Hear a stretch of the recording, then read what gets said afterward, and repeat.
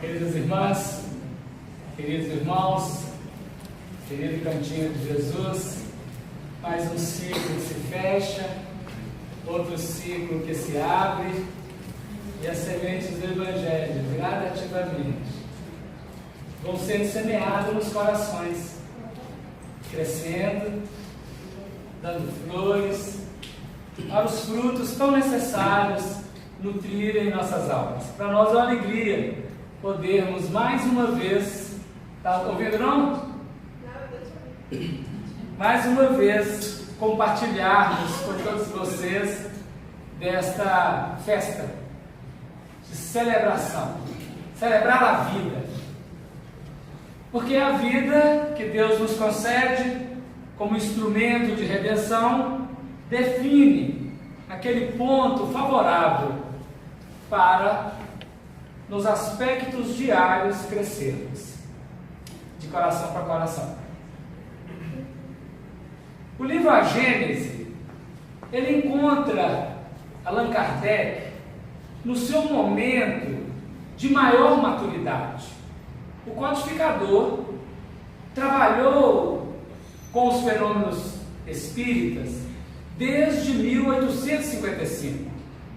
A publicidade desse livro é em 1868, no dia 6 de janeiro. Então nós temos uma trajetória do codificador de 13 anos de atividade, 13 anos fecundos, e ele estava há 1 ano e 3 meses da desencarnação quando publicou esse livro. Era o momento mais alto do patamar que ele houvera atingido aqui no planeta. Ele diz no prefácio que é uma obra que foi elaborada com o tempo, que foi avaliado vários aspectos diante do cenário naquela ocasião do mundo espírita. É um livro que compõe ou é composto de 3 livros: A Gênese, o segundo livro menor, Os Milagres, e o terceiro menor ainda, As Predições, segundo o Espiritismo. Enquanto no livro Evangelho segundo o Espiritismo, Allan Kardec vai olhar a mensagem de Jesus no Novo Testamento e algumas partes do Velho Testamento pelo prisma moral, pelo prisma da conduta espírita, da conduta humana, pelo prisma da execução. Neste livro, um livro de ciência, vai ser afetado tanto o Velho quanto o Novo Testamento ao piso da ciência. Allan Kardec não deixou de avaliar toda a conjuntura humana no aspecto que define a filosofia, no livro dos Espíritos, e a ciência, no livro A Gênese. A ciência a partir da ciência humana, a ciência espírita a partir da ciência humana, e a questão moral no Evangelho segundo o Espiritismo. Lembrando que o livro dos Médiuns também trata de um aspecto científico, né? A técnica da mediunidade. Kardec tratou de todas as posições que nós podemos afetar no Velho e no Novo Testamento. É um momento significativo este, porque se nós recuarmos um pouco de tempo, no dia 31 de março de 1848, em Hightsville, Nova York, nos Estados Unidos da América do Norte, iniciou, com permissão divina, a ação dos espíritos diretamente na matéria, como fenômenos de efeitos físicos, chamando a atenção do homem, da humanidade, para esse tipo de acontecimento e de intercâmbio que é de todo o tempo, mas que estava isolado o espaço. E agora um movimento muito grande. As irmãs Fox, elas vulgarizam para a humanidade, 31 de março de 1848, os fenômenos espíritas, que não era entendido assim ainda naquela ocasião. Dali, da América, é transposto o oceano e vai para a Europa. Toda a Europa é agora inundada por uma série de efeitos físicos. E aquilo atrai a atenção de várias pessoas. Até que em 1855 chega Hippolyte Léon Denis Arrivaio, e com a missão de observá-los e codificar o Espiritismo, assim ele fez. E ele desencarna no dia 31 de março de 1869. Os fenômenos começaram em 31 de março de 1848 e concluídos com a desencarnação de Allan Kardec em 31 de março, mesmo dia, mesmo mês, 21 anos depois.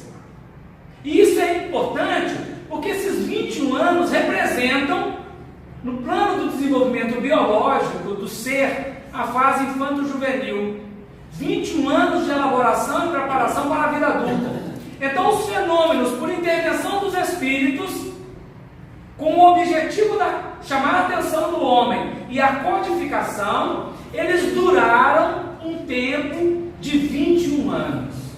E uma vez desencarnado o codificador, inicia na Europa a pesquisa. William Crookes, no ano de 1870, irá fazer pesquisas de materializações. Mas o Espiritismo é transposto da Europa, da França, para a América, agora no sul, no Brasil, onde ela irá trabalhar ou ser trabalhada no bojo, na intimidade de uma nação muito limitada em relação ao mundo, sem expressão em relação ao mundo, mas se preparando durante um tempo para dali nutrir todas as nações.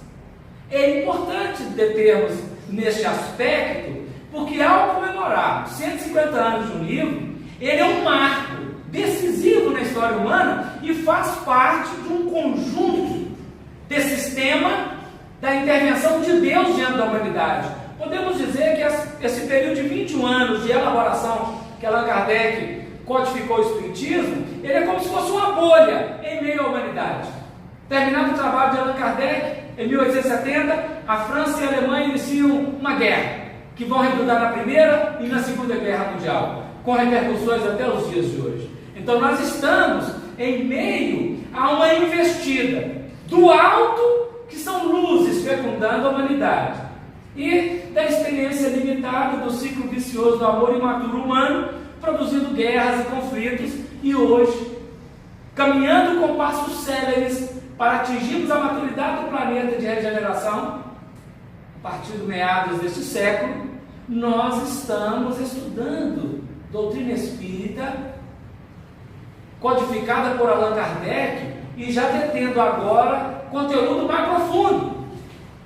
Não dizemos mais profundo que a codificação, mas que consiga trabalhar melhor os aspectos técnicos da codificação na obra psicografada por Franciscano Xavier e outros autores que ajudaram na elaboração.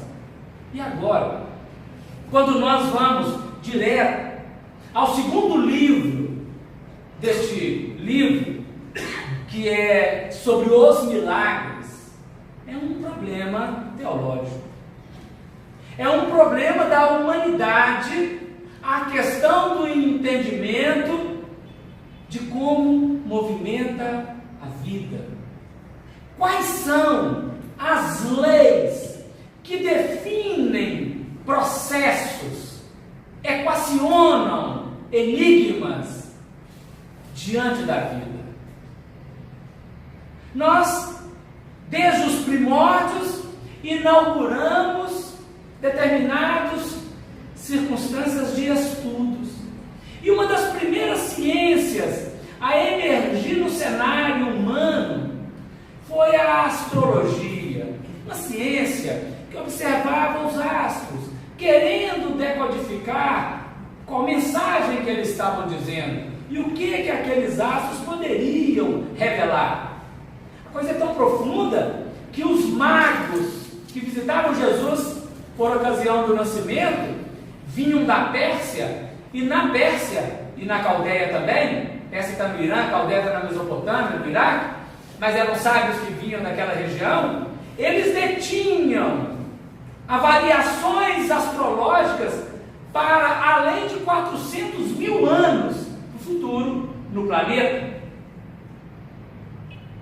Da astrologia, as ciências vão se apresentando, surge a matemática, surge aquelas ciências mais básicas, a geometria, aquelas ciências fundamentais, e o espírito humano, que de ciência em ciência vem tentando explicar o fenômeno da vida, aporta ao século XIX, 18 para 19, depois da Renascença, o homem elabora uma série de ciências que vão explicar fenômenos ainda desconhecidos da própria humanidade e que, por não serem conhecidos no plano físico, eram tidos como milagrosos, milagres. E aí, Allan Kardec, quando começa a tratar deste aspecto, ele vai definir para nós assim: o que é o milagre? No dicionário, a academia, os doutores dos dicionários diziam e vão dizer que os milagres são coisas extraordinárias, são do âmbito do admirável, do surpreendente. E num segundo aspecto, a academia define assim: um ato do poder divino contrário às leis da natureza conhecidas. Uma definição com visão de profundidade do futuro, a do dicionário, porque ela define um ato do poder divino contrário às leis da natureza conhecida. A academia, que aprendeu a observar cada dia da ciência experimental humana, na geologia, na física, na química, na biologia, na zootecnia, em todos os aspectos da ciência que emergia, a descoberta e a revelação de leis que não eram conhecidas, ela vai definir o milagre como algo que é contrário às leis conhecidas. Se essas leis desconhecidas um dia se tornarem conhecidas, aqui deixa de ser milagre do ponto de vista do dicionário. Acontece que, usualmente no popular, saindo do dicionário, que fica muito restrito a determinado grupo de trabalhadores, de pensadores, no coletivo geral, a palavra milagre, o termo milagre, ele tinha perdido esse significado de admirável, de extraordinário e de surpreendente, né? E para a massa era um fato extranatural, fora da natureza. Em dado momento da humanidade, que ainda hoje vigora com bastante veemência em algumas inteligências, no século V, VI, VII, até o século XV, desse nosso milênio, a massa dizia assim: eu creio porque é absurdo. E por ser absurdo, eu creio. Então o fenômeno, quanto mais absurdo ele era, quanto mais extranatural ele era, quanto mais além daquilo que se sabia, mais era digno de confiança. Então nós criamos um mecanismo na psicologia das massas, dentro da religião, que afetou todo o mundo ocidental, na crença de um fenômeno absurdo. A fé estava estribada em quanto mais admirável era. Perdeu o sentido de algo maravilhoso, foi além a um absurdo, a fé cega.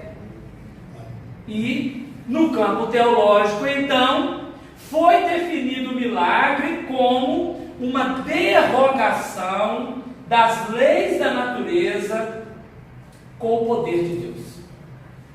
O milagre passou a ser uma derrogação da lei.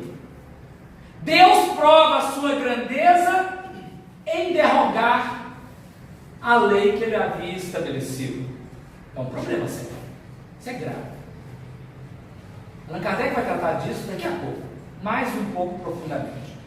Mas, voltando ao âmbito da ciência, que descortinou, no ponto de vista físico, leis que explicam o funcionamento das coisas, a ciência faz muitos milagres, se fosse olhar nesse sentido. Porque através da medicina, hoje, nós ressuscitamos mortos.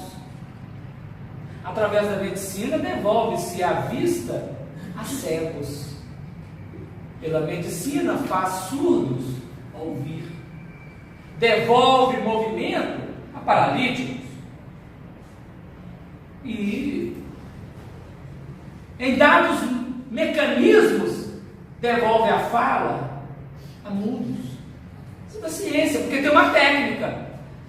Mas não é um milagre. É milagre no sentido de coisa admirável. Mas não é milagre do ponto de vista de interrogação da lei.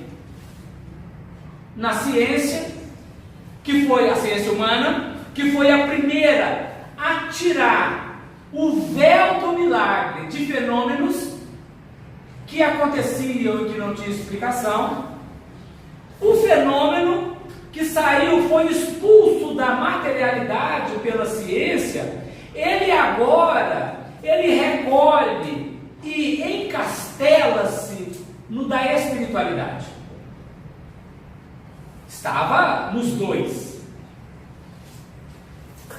Na história da humanidade, um trovão ganhou o foro de um Deus, coletivamente.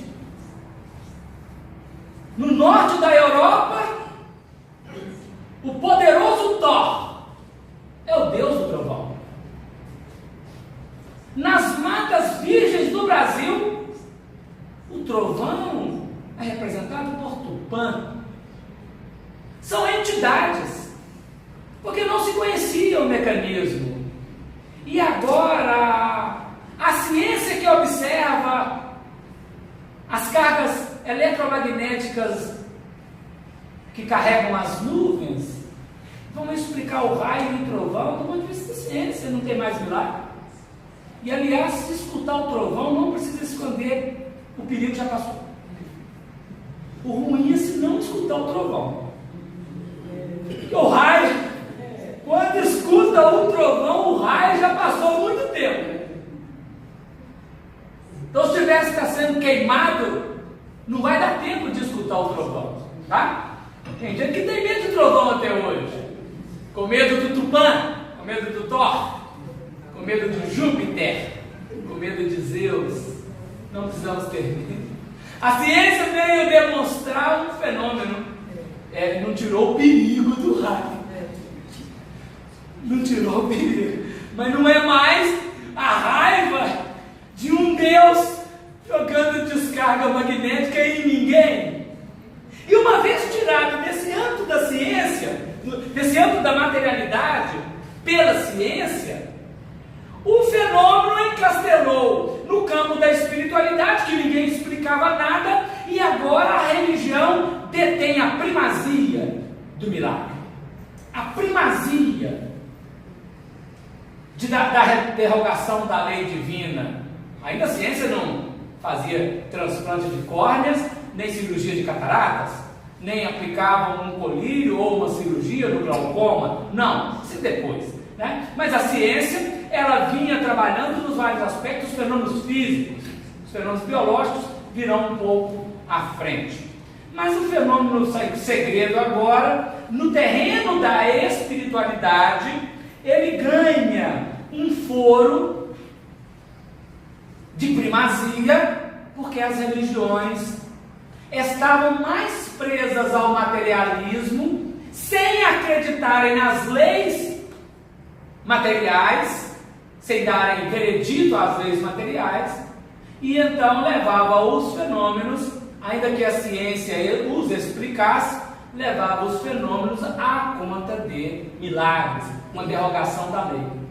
Foi tão severo o processo que quando Galileu ousou dizer que a Terra que girava em redor do Sol, e esse dado da ciência pareceu contrariar a Bíblia, que na interpretação incorreta do teólogo fazia parecer que a Terra era o centro e o Sol é que rodava, a gente olhando parece mesmo, né?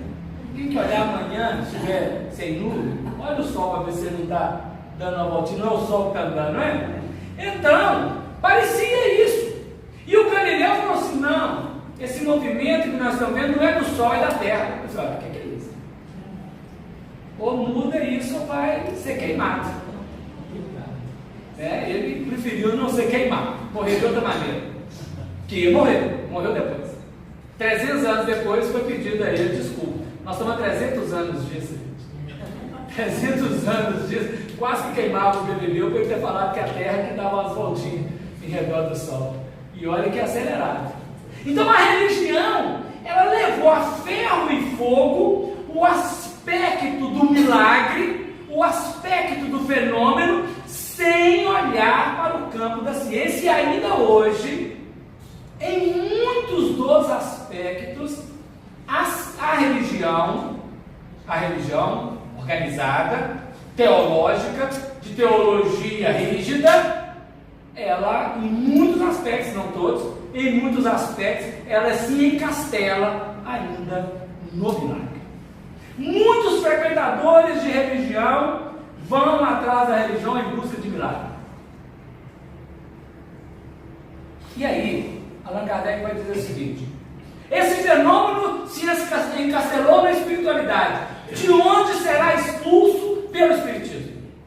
O Espiritismo, à medida que vai orientando a mentalidade humana nos aspectos das leis desconhecidas da natureza física, apresentando a natureza psíquica, apresentando a natureza espiritual. O termo espiritual não é muito comum. A palavra não é comum. Não é o termo correto. Allan Kardec vai discutir isso em dado momento aqui no capítulo 14. Quando nós falamos de plano espiritual, não é bem um plano espiritual, é um plano material, matéria, quintessenciada, mas é matéria.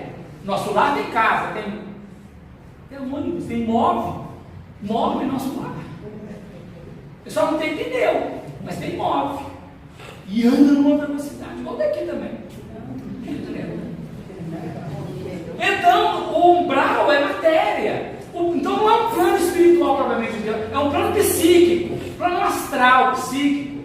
Mas ficou usual nós dizermos plano espiritual. O plano do espírito está além desse elemento material. Allan Kardec fala isso, ele deixa isso claro numa nota de rodapé no capítulo 14.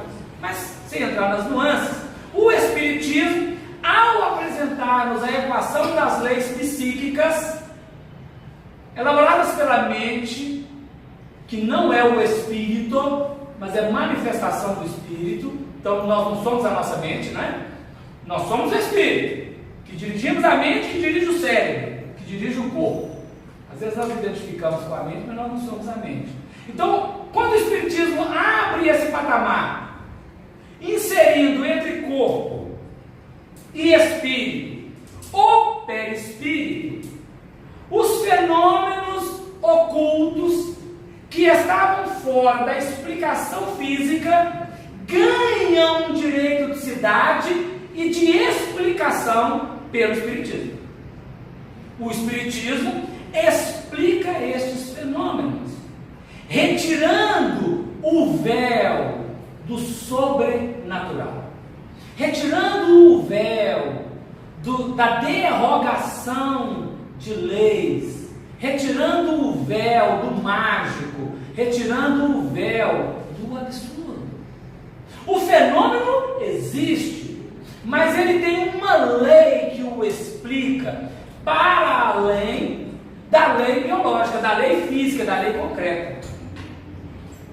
E aí Allan Kardec faz uma pergunta assim nesse item: o Espiritismo faz milagres? ou ele escreve na negativa, né? O Espiritismo não faz milagres. Porque o Espiritismo é tido à conta de sobrenatural, de bruxaria, de magia. Porque quem olha de longe não percebeu direito, porque mexe com essas coisas de espírito, essas coisas esquisitas. Eu chego lá, vejo a pessoa fazendo aquele negócio, fazendo aquela movimentação toda, não estou vendo nada ali, o que é? Aí é sobrenatural. Parece que é o contrário, que o Espiritismo é mais ainda absurdo. Psicografar, o olho fechado, que negócio de loucura, né? Não, o Espiritismo, ele não faz milagre, porque ele explica o que é que está acontecendo no fenômeno que é invisível, porque a ciência diz que a nossa visão, ela só capta determinada cota de vibrações entre um limite e outro, de vibrações de segundo por segundo, daquela onda luminosa. E que o nosso ouvido, ele só capta determinada cota de vibrações dentro dos sons, dentro do material, do barulho material, uma cota, por exemplo, o ouvido de 16 vibrações a 32 mil vibrações por segundo, o nosso ouvido capta. Acima disso ele não capta e aquém disso ele não capta. Mas um cachorro, um cavalo, uma vaca, um gato, pode escutar 50 mil vibrações por segundo. Ele não é médio, mas ele pode escutar o ultrassom, além do som. E ele pode escutar também, alguns animais, o infrassom, o que está antes do som. Isso não é mediunidade, isso é a capacidade psíquica do animal, dentro da capacidade auditiva, visual. Então, o fenômeno que o Espiritismo começa a explicar, ele vai necessitar do perispírito. A dupla vista é agora apresentada como um fenômeno psíquico, onde o perispírito, um pouco desdobrado do corpo físico, tem capacidade de penetrabilidade em ondas que estão invisíveis ao olho físico, porque estão além ou aquém da cota de limite que o olho ou o ouvido consegue captar, tanto da luz quanto do som. E nesse patamar, aquilo que parecia bruxaria, a vidência, um dom sobrenatural, passa a ser uma ambientação natural, que todos detemos. Uns usam, outros podem desenvolvê-las pelo uso, se fizerem os exercícios necessários. E essa dupla vista, ela pode estar num campo de perspicácia. E ela explica um tanto de antecipações, de apreensões, de pressentimentos que as pessoas têm em dados momentos. E que nos momentos de catástrofe ou momentos de um colapso coletivo, a população, de uma maneira geral, um grande contingente de pessoas apresenta aqueles fenômenos. Allan Kardec trata de tudo isso. Porque está dizendo que o Espiritismo não faz milagre. Ele explica, a partir da relação corpo-espírito, mediado pelo perispírito, toda esta movimentação de energias. O perispírito passa a ser agora um corpo de extrema importância ao nosso entendimento, porque ele é o elo de ligação entre o espírito propriamente dito, a individualidade e o corpo.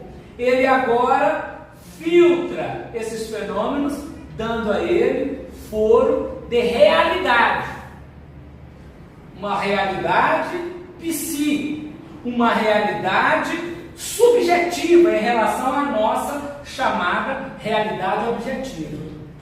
Enquanto a ciência pesa, mede, calcula o elemento material, o Espiritismo pesa, mede, calcula o elemento espiritual. Quando William Crookes, em 1870, William Crookes, ele descobriu um plasma esse quarto estado do elemento da natureza. Nós temos a água no seu elemento gasoso, sólido, líquido. E numa quarta etapa do plasma, que usamos hoje nas televisões e nos aparelhos de smartphone. Essa tela de plasma foi a invenção do William Crookes, um sábio da academia inglesa. Em 1870, os fenômenos aconteciam com muita evidência. Kardec tinha desencarnado a Inglaterra, que não aceitava o espiritismo latino. Quando Conan Doyle escreveu a história do espiritismo, que agora saiu com um novo nome, que é a história do espiritualismo, Conan Doyle cita o espiritismo francês numa nota de rodapé. Kardec parece desse tamanhozinho assim. Ele fala de todo o espiritismo anglo-saxão e América do Norte. Inglaterra, Polônia, Alemanha, todo o norte da Europa. Rivalidade ou divisão? A Inglaterra convida William Crookes para proceder a uma observação científica nos fenômenos espíritas e provar a mentira deles. Academia Royal Inglesa, Real Academia Inglesa de Ciência.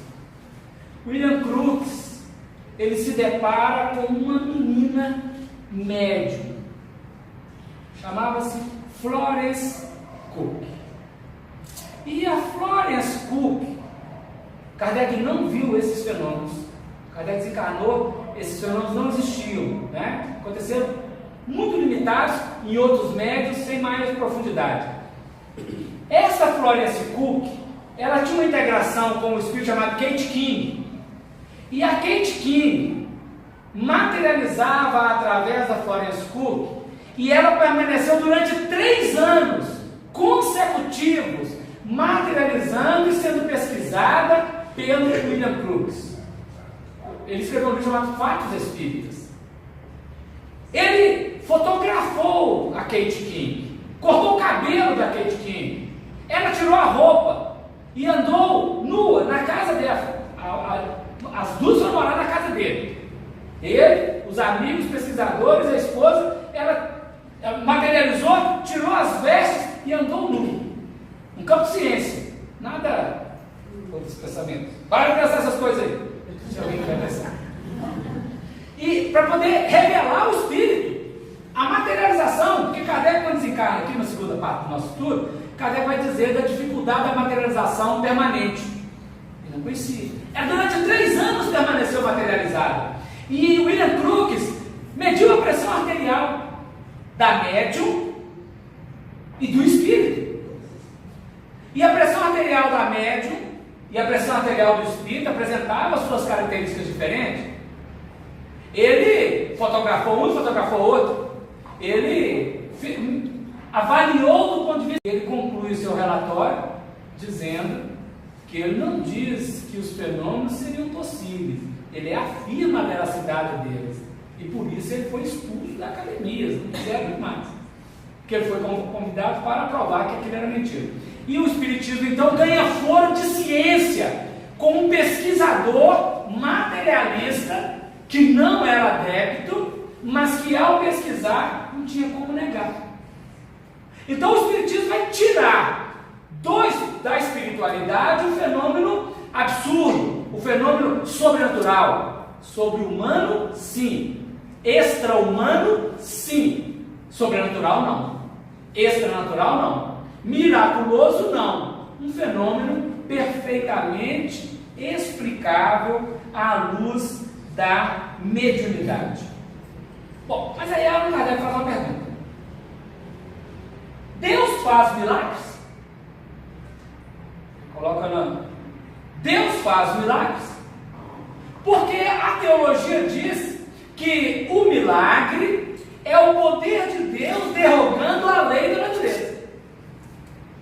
O Kardec faz uma simples pergunta: onde está o poder? Na lei ou na derrogação da lei? O que dizer de alguém que construiu um relógio, está perfeitamente funcionando, e a pouco ele pega um martelo e rebenta o relógio todo para provar que ele conserta o relógio? Isso não tem lógica. Kardec dirá: onde que está o milagre? derrogar a lei ou fazer uma lei que não tem imperfeição nenhuma e não precisa ser derrogada. Fazer uma lei que vigora em qualquer época que se avalie e aquela lei é a mesma lei. O poder de Deus não está na derrogação, está no ato da inteligência suprema que estatui leis, que cumpridas produzem bem-estar, descumpridas produzem mal-estar. A lei de Deus é tão maravilhosa que ela é colocada de tal maneira que quem age a lei não é Deus, é o espírito humano. Quando ele faz, a lei reage. Se ele não fizer, a lei não faz nada. Claro que é só por comparação, se ele não fizer nada, a lei faz, ele enferruja, né? Tudo que está paralisado, enferruja, atrofia. Mas o que está querendo dizer é que a lei, ela é acionada pelo ser. É o ser que qualifica a lei é lei. A lei diz, a chapa está quente, se colocar a mão, queima. Tudo bem. Se não colocar a mão, não queima. Quem escolhe queimar ou não é a chapa, é o agente. A lei divina funciona assim. Então, não é milagre, não é miraculoso, é lei. Lei que, por ser a mesma, tanto no plano material quanto no plano espiritual, ela pode ser decodificada e explicada. Imutável, como alguém falou. E nessa lei imutável, ela revela a soberania e a grandeza de Deus. Ninguém precisa derrogar a sua lei, porque ela foi acionada pelo ser, que num ato infeliz gerou uma doença. Essa doença converteu o seu campo psíquico numa unidade psi doente. Essa unidade psi doente varou o perispírito e chegou no corpo físico com uma enfermidade, uma doença, que Allan Kardec chama de uma molécula malsã. E a cura desta doença, pela ciência, ela pode ser medicamentosa, com homeopatia, uma série de aspectos, ela tem a sua técnica. Mas no campo espiritual, com a imposição das mãos, que não é milagre, é a substituição daquela molécula malsã por uma molécula sã a partir de um médium curador. E Allan Kardec vai trabalhar 3 aspectos. Nós temos um magnetizador que dimana dele próprio, elaborado por ele, através da alimentação, da abstinência de certas coisas e do exercício físico, um magnetismo que, ao impor a mão, alguém o magnetiza e pode curar alguma enfermidade, pode acionar determinados elementos. Existe também um outro campo, que é a ação direta dos espíritos sobre um corpo enfermo, sem necessidade do intermediário direto. Os espíritos agem, e a obra de André Luiz mostra uma série de atuações dos espíritos, fazendo a pessoa acalmar, dormir, acordar, uma série de coisas. E existe um movimento misto, onde há o trabalho da transfusão de energia humano e espiritual, onde os espíritos utilizam de um outro encarnado para transmitir essa energia. E aí, esse processo sai do âmbito do milagre e cumpre uma lei, que é a transmissão de fluidos, a transmissão de energia, a transmissão de magnetismo de um para outro, calcado no princípio vital. O princípio vital é o combustível que dá vida à matéria. Começa no vegetal. O mineral não o tem em ato, somente o potencial. O vegetal tem um princípio vital inato. O animal, além do princípio vital, tem um instinto, e o homem, além do princípio vital, do instinto, ele tem inteligência, que direciona, conforme ele queira, esta energia. E aí, o fenômeno, ela sai do âmbito sobrenatural, se encastela no terreno sobre-humano. Claro que todos nós, que nos aproximamos da ciência espírita, precisamos deter-nos sobre ele, observá-lo, dar explicação. Porque, do contrário, nós sairemos daqui, iremos ali, num centro espírita, qualquer um, no Irmão Fritz, ou qualquer outro lugar, que faz um fenômeno de cura, em Abadiânia, e achar que estamos diante de um milagre. Estamos diante de um feito admirável, mas não do ponto de vista teológico ou milagre, do ponto de vista da ação dos espíritos que vão avaliar, dentro do karma, mérito ou demérito da pessoa, do grupo que envolve, dos agentes, de toda uma sistemática para que aquele procedimento possa ter tal ou tal êxito. O fato de alguém não efetivar-se, por exemplo, numa cura, não quer dizer que é limitado o poder do curador. Talvez ele não tenha o mérito necessário. Jesus não curou a todas as pessoas que o procurou. Não. Jesus curou a alguns. Muitos permaneceram do mesmo jeito. Aliás, a maioria permaneceram como estavam. Um dia, nós vamos entrar nisso daqui a pouco, uma mulher tomada de um arroubo emocional, no meio da multidão, tocou as vestes, a orla das vestes do Senhor.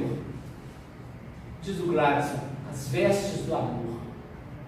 E instantaneamente estancou-lhe um fluxo sanguíneo de uma hemorragia que vinha há 12 anos. Endometriose grave, que não era conhecido, ninguém nem sabia que tipo de endométrio ou qualquer outra coisa do aparelho genital. E ela assustou com aquilo, ela ficou atônita. E principalmente porque ele perguntou: alguém me tocou? Pedro falou assim: alguém te tocou? Está todo mundo esbarrando essa multidão aqui, imagina você entrando no metrô. Alguém já está andando no metrô em Belo Horizonte? A regra é: sai primeiro e entra depois. O problema é conseguir elucidar para quem está fora querendo entrar, deixar sair. Então naquele aglomerado, fala assim: alguém me tocou. Aí todo mundo esbarrou no cimento. Falou o Pedro para ele. Ele falou assim: não, de mim saiu virtude. Ela foi a única que tocou e retirou o fluxo energético do Senhor. Ora, que é isso? Precisa estudar esse fenômeno. Por que o outro tocou e não tirou? Na minha também está querendo. Está dando um pedacinho da cruz. Vou lá também tocar e ver se eu curo. Porque são fenômenos que o Espiritismo começa a nos explicar, abrindo o horizonte, entrando no terreno dos milagres do Evangelho.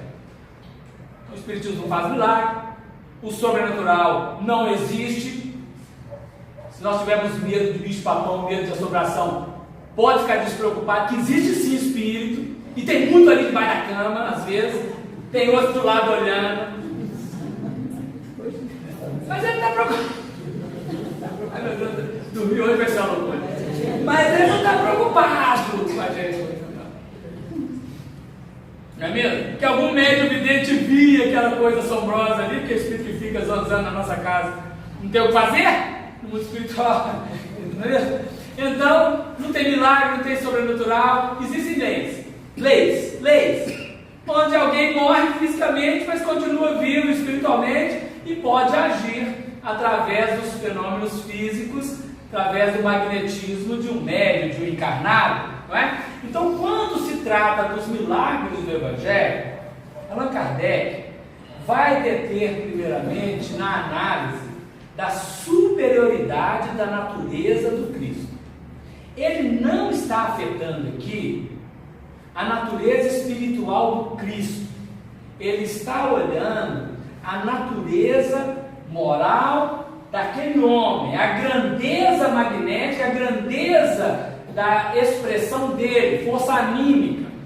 Por isso que ele diz, nesse capítulo, ele vai dizer: se Jesus fosse médium, qual é espírito? Ele sendo um senhor aqui no planeta, o governador do planeta. Jesus, Kardec não usa esse termo, governador do planeta, né? Mas nós já sabemos disso. Jesus sendo o senhor e mestre, o guia e modelo, o maior espírito que tem no planeta, qual é outro espírito que iria agir sobre ele, dominando a sua mediunidade?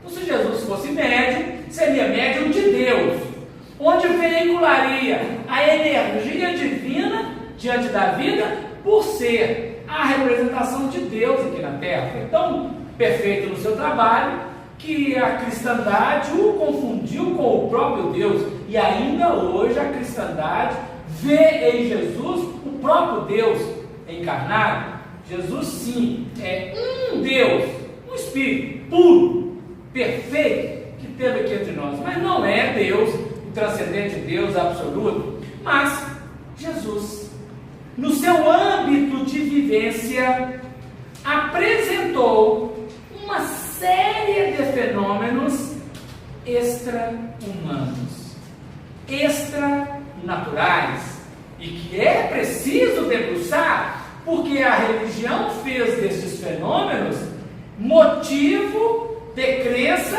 fé cega, motivo de respeito a Jesus por causa do assunto ser inverossímil, ou a lei, derrogação da lei.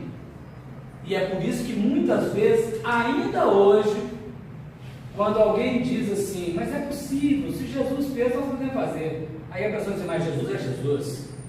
Não, ele próprio disse: tudo que eu fiz, vós podeis fazer. No âmbito dessas cenas aqui, dos milagres, os discípulos fizeram a mesma coisa. Pedro curou com a própria sombra. Paulo, quando não podia ir, mandava um pedaço da roupa, uma veste qualquer, um lençol, e aquela roupa impregnada de magnetismo efetuava a cura em alguém. Os discípulos impunham as mãos e havia uma cura total ou parcial de uma pessoa. Então o evento, o evangelho está repleto de maravilhas que precisam ser entendidas, e Allan Kardec detém sobre algum desses elementos, e ele começa pelos sonhos. José, quando descobriu a gravidez de Maria, sem que ele houvesse contribuído para tal, como era um homem justo diante da lei, ele intentou deixá-la secretamente. Por quê? No Deuteronômio, capítulo 20, 22, há uma regulamentação sobre o problema do namoro e do casamento, do estar prometido. Quando alguém começava a namorar e estava prometido, noivado, não podia coabitar, não podia ter intimidade sexual, mas já estava definida a relação. E se houvesse qualquer coisa que ferisse a lei, a mulher era apedrejada. Os dois poderiam ser apedrejados. E José descobre a gravidez e pensa: se eu aceitar e o filho é de outro, e ela não quiser ficar comigo, o outro pleitear, nós dois seremos apedrejados. Se eu recusar e falar que não é meu, ela será apedrejada. Estava diante de um problema que será comum naquela ocasião. Aí José, na justeza dele, disse: vou fugir. Quando fugir, ficará a ideia para o povo de que eu a feri, abusei da ingenuidade dela e fugi. Eles vão me perseguir um dia, me encontrar, me apedrejar, e ela permanecerá como vítima viva com a criança. Pensou assim. Foi dormir. E ao dormir, ele é visitado por um espírito, um anjo, o arcanjo Gabriel, e o anjo diz para ele que ele deveria aceitar aquela situação, que aquilo era da vontade de Deus, e que ele acolhesse e cuidasse da criança e da mulher, da mãe do menino. Ele volta e faz conforme o anjo falou. Qualquer um de nós agora, que tiver um sonho essa noite, você vai fazer o seguinte: você vai fazer amanhã, fazer isso, isso, isso. E se fizer, e alguém perguntar o que você vai fazer, porque eu tive um sonho, o anjo do Senhor veio e falou para eu fazer, vocês vão chamar a gente de quê? Doido.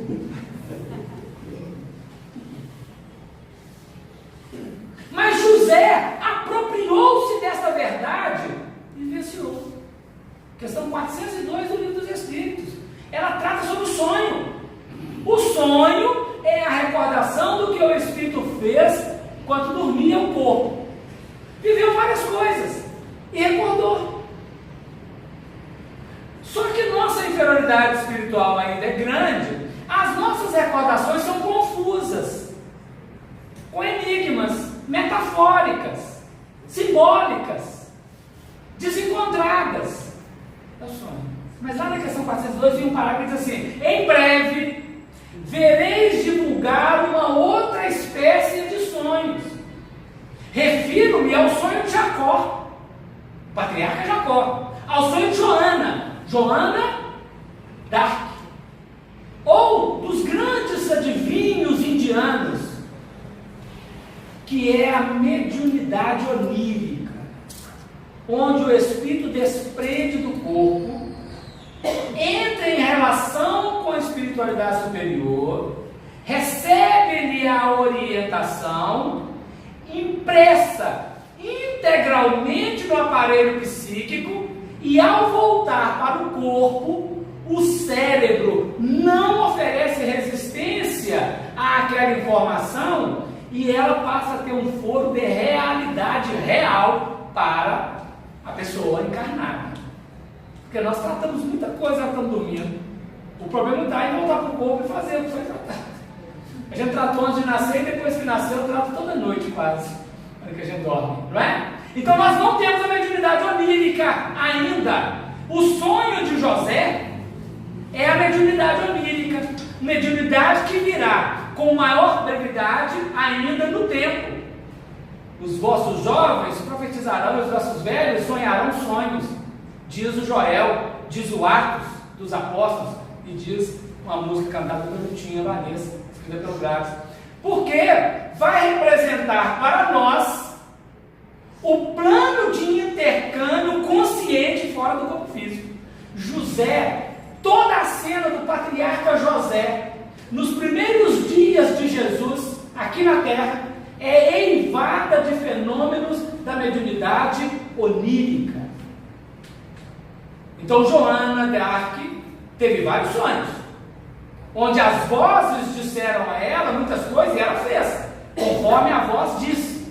E que passava a mentalidade do vulgo, da igreja, virou santa por causa disso, por causa do fenômeno, como um fenômeno da ação de Deus derrogando a lei, qualquer outra coisa parecida, que está no âmbito da emancipação da alma. Antônio de Pádua virou santo por deixar o corpo num lugar, manifestar no outro, conversar no outro, está em dois lugares ao mesmo tempo, é o espírito materializado e o corpo físico aqui. Santo Afonso Ligório é a mesma coisa, vários, o nome de emancipação.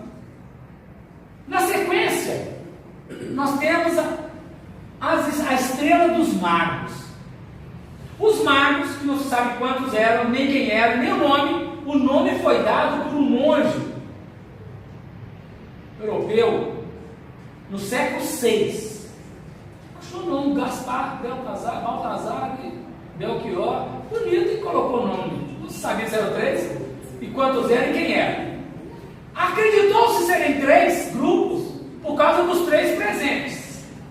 Mas se tivesse feito uma vaquinha e 5 deram presente, não é mesmo? Então nós não sabemos quantos são. Mas os magos foram conduzidos por uma estrela. Por uma estrela. Johannes Kepler apontou mandou o telescópio dele para o espaço, olhou as estrelas, mediu, calculou e fez uma aferição e disse assim, no século XVI, Jesus não nasceu no ano que eles falaram que ele nasceu. Jesus obrigatoriamente nasceu 7 anos antes do ano que ele nasceu, porque teve uma conjunção astrológica de tais e tais planetas, 7 anos, que durou 2 anos, de 7 a 5 anos antes de Jesus nascer. E olha, os caras pegaram isso, ciência. Como a religião, a ciência estava vinculada à religião naquela época, né? Aquilo foi falado, mas não se trabalhou. Hoje a Bíblia, a própria Bíblia já coloca, a Igreja Católica e Protestante, que Jesus nasceu 5 anos antes da era cristã. Na Bíblia está 5 anos, né? E nasceu exatamente 5 anos antes da era cristã. Então Kepler estava certo, uma conjunção astrológica, mas não foi essa estrela da conjunção astrológica que guiou os magos. A palavra estrela no hebraico, ela pode ser traduzida por estrela ou por exército. O Senhor dos exércitos, o Senhor das estrelas, é a mesma coisa. Como o povo era guerreiro, como o povo defendia a tese que o Deus deles o defendia diante dos outros, usualmente Deus passou a ser chamado do Senhor dos exércitos, para Josué fazer as batalhas, Davi fazer as batalhas, Saul fazer as batalhas, e os generais judeus fazerem as batalhas contra os filisteus e outros povos. Porém, no Gladstone, fazendo a música Senhor das Estrelas, ele corrige isso e traz agora o Senhor das Estrelas. Então a estrela que guiou o mago é um guia espiritual que aparecia em forma de luz, conduzindo os magos para onde deveria ir. Eles chegaram até onde Jesus havia de nascer. Então nós podemos trabalhar o aspecto tanto da astronomia quanto o aspecto de um espírito estrela. As estrelas dos céus, como cadentes estrelas, vêm à terra. Explica mais, conduzindo esses magos. Nós temos o fenômeno da dupla vista. Jesus entrando em Jerusalém, naquela última semana, o discípulo perguntou para ele: onde queres que preparemos a Páscoa? E Jesus disse assim: entra na cidade, um homem, verás um burrico, e ao chegar, pegue o burro e traga para mim. Quando alguém perguntar: o que fazes? Dirás a ele: o Senhor precisa desse burro.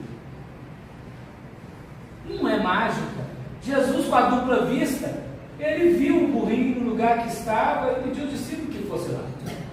No Evangelho de Marcos ele diz assim: entra na cidade, isso aí já é no domingo de Ramos, né? Já depois de passar do domingo de Ramos para o preparativo da Páscoa, o discípulo pergunta e fala assim: entra na cidade e encontrarás um homem carregando um cântaro, e diga a ele: o Senhor precisa de um lugar para preparar a Páscoa.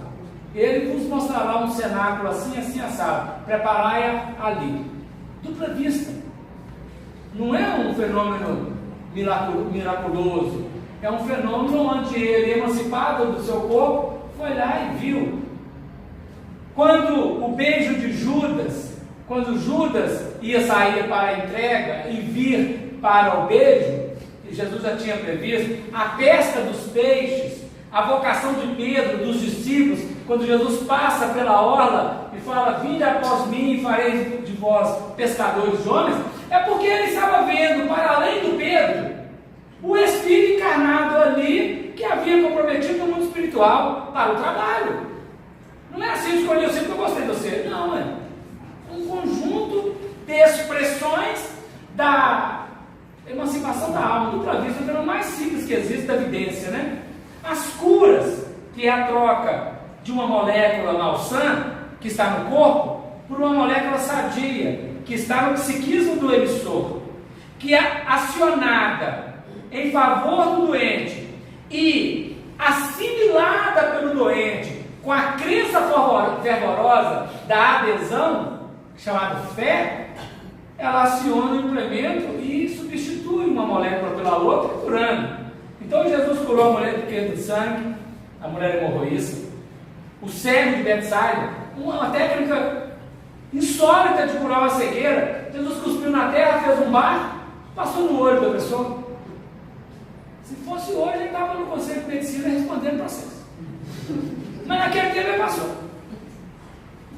Aquele barro nos olhos do cego. Falou com o cego: olha, lavou, olhou, falou assim: não, estou vendo um negócio esquisito, os outros parecem árvore que anda.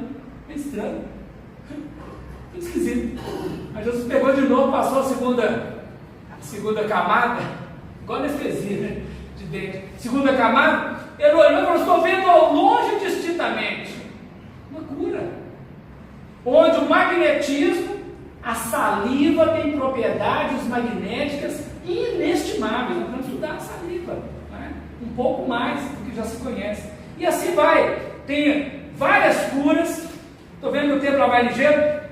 Os fenômenos de obsessão, chamados endemoniados, a cura, que é a desvinculação do obsessor e do obsidiado, a troca de substâncias entre eles pela afinidade vibratória negativa, e que agora é feito um processo de separação nas reuniões de desobsessão do centro espírita. Isso acontece todas as vezes, naturalmente, não é nenhum milagre. Mas aos olhos do povo, naquela ocasião, não era um milagre. As ressurreições, hoje a ciência faz ressurreição, uma pessoa tem catalepsia ou uma letargia, e a ciência vai o trazer de volta, ele voltará normal, mas a ciência pode trazê-lo de volta. E Jesus faz 3 grandes ressurreições: a da filha de Jairo, uma menina de 12 anos, concomitante à mulher de 12 anos, do fruto de sangue, uma coisa está ligada à outra, né? O filho da viúva de Naim, e a mais complexa de todas, que é a de Lázaro, porque só há morte efetiva quando rompe um laço de prata, um cordão de prata. Só que Lázaro, todos os chakras estavam desligados, só tinha o cordão de prata, então ele efetivamente estava morto. O espírito ia lá e ia quebrar e estava liberado.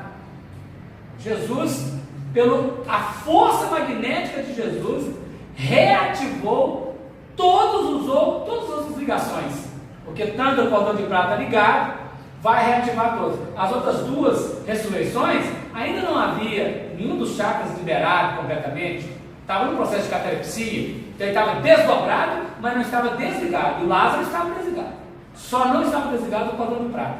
E ali Jesus reativa e Lázaro retorna. Isso não é um fenômeno miraculoso, é um fenômeno explicado. A ciência faz isso, e a ciência magnética pode fazer isso com o passe, né? Caminhar sobre as águas.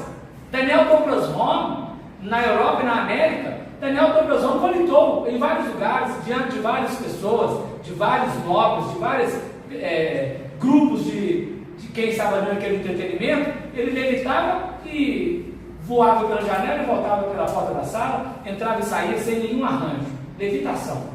E o Cristo, ele andou sobre as águas. E o Pedro ficou um pouco de tempo nas águas.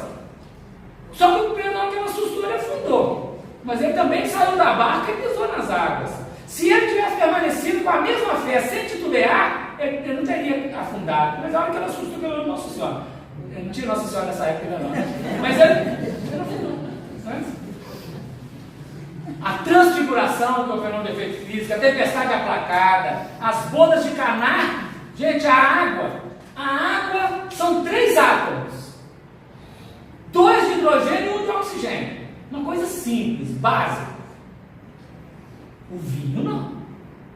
O composto do vinho, o grau de átomos na molécula do vinho é extremamente complexo.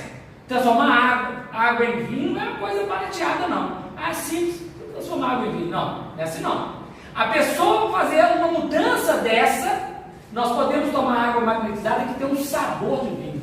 Aqui não é só um sabor, né? Fazer essa mudança de composto químico exige uma alta competência, uma alta complexidade de entendimento sobre o fenômeno químico da tabela periódica, que nós estudamos muito na biologia e gostamos, né, gente? Maravilha. A tentação de Jesus, depois da morte, os prodígios, o sumiço do corpo. Para concluir, o corpo de Jesus sumiu. O nosso corpo demora algum tempo para decompor, a partir do momento do fenômeno morte. Ele vai demandar um tempo, né, até que somente restem os ossos. Mas o de Jesus foi em poucas horas. Um fenômeno de aceleração da decomposição daquele. Então ele não tinha um corpo tão firme, biológico quanto o nosso, mas era um corpo que era corpo e que decompôs rapidamente. Então são fenômenos, do ponto de vista dos milagres do Evangelho, capítulo 15, que os irmãos vão ler depois com mais carinho, porque não dá o tempo para a gente continuar. Agradecendo a atenção de vocês, agradecendo a oportunidade de a gente poder, de coração para coração, discutir esses aspectos. Nós rogamos a Deus que abençoe o Cantinho de Jesus cada vez mais. 70 anos ano que vem, agora vai ligeiro, né? Muita luz e muita paz. Obrigado ao coral que fez recordar da Mocidade Precursor e do coral Pedro Vessi. Quanta coisa boa, né, gente?